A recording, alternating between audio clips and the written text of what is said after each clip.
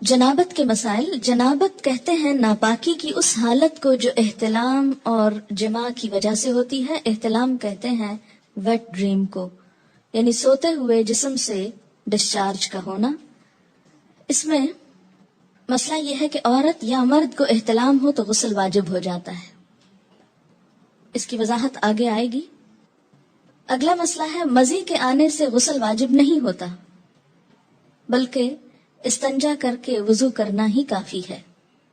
ان علی رضی اللہ عنہ قال كنت رجلا مذاء فكنت استحي ان اسأل النبي صلی اللہ علیہ وسلم لمكان ابنته فامرت المقداد بن الاسود رضی اللہ عنہ فسأله فقال يغسل ذکره ويتوضأ. رواہ مسلم. حضرت علی رضی اللہ تعالیٰ عنہ کہتے ہیں کہ مجھے مزی کی شکایت تھی. مزی ہوتا ہے عام حالات میں ویٹ ڈسچارج ہونا. میں نبی صلی اللہ علیہ وسلم سے مسئلہ دریافت کرنے میں شرم محسوس کرتا تھا کیونکہ آپ کی بیٹی میرے نکاح میں تھی. میں نے حضرت مقداد بن اسود رضی اللہ تعالیٰ عنہ سے درخواست کی کہ وہ رسول اللہ صلی اللہ علیہ وسلم سے مسئلہ دریافت کریں. چنانچہ حضرت مقداد رضی اللہ تعالیٰ عنہ نے آپ سے مسئلہ دریافت کیا تو آپ صلی اللہ علیہ وسلم نے فرمایا کہ پیشاب کی جگہ دھو کر وضو کر لیا کرے، اس سے طہارت ہو جاتی ہے. یعنی عام ویٹ ڈسچارج جو ہے اس سے ناپاکی یا جنابت نہیں ہوتی، اس میں نہانا ضروری نہیں ہوتا. بیوی سے تعلق کرنے سے پہلے یہ دعا مانگنی چاہیے، یعنی جسمانی تعلق مراد ہے. ان ابن عباس رضی اللہ عنہما قال قال رسول اللہ صلی اللہ علیہ وسلم لو ان احدکم اذا اراد ان یأتی اہلہ قال بسم اللہ اللہم جنبنا الشیطان وجنب الشیطان ما رزقتنا فإنه إن يقدر بينهما ولد في ذلك لم يضره شيطان أبدا. متفق علیہ.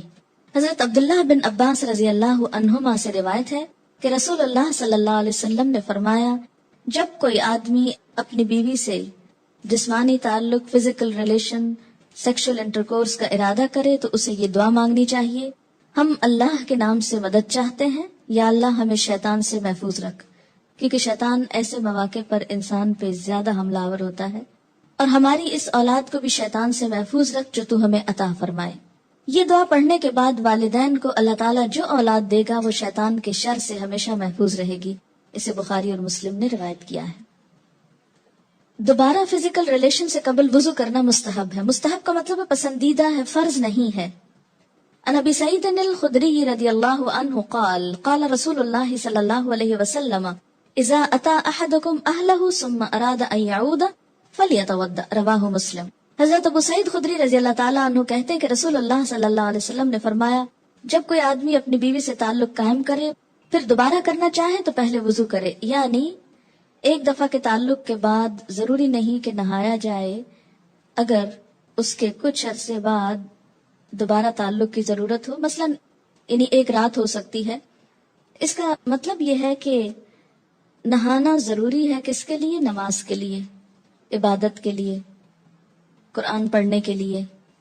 لیکن اگر انسان ناپاکی کی حالت میں ہے ابھی اور دوبارہ ایک شخص بیوی کے ساتھ تعلق قائم کرنا چاہتا ہے تو ضروری نہیں کہ نہانے کے بعد پھر کرے.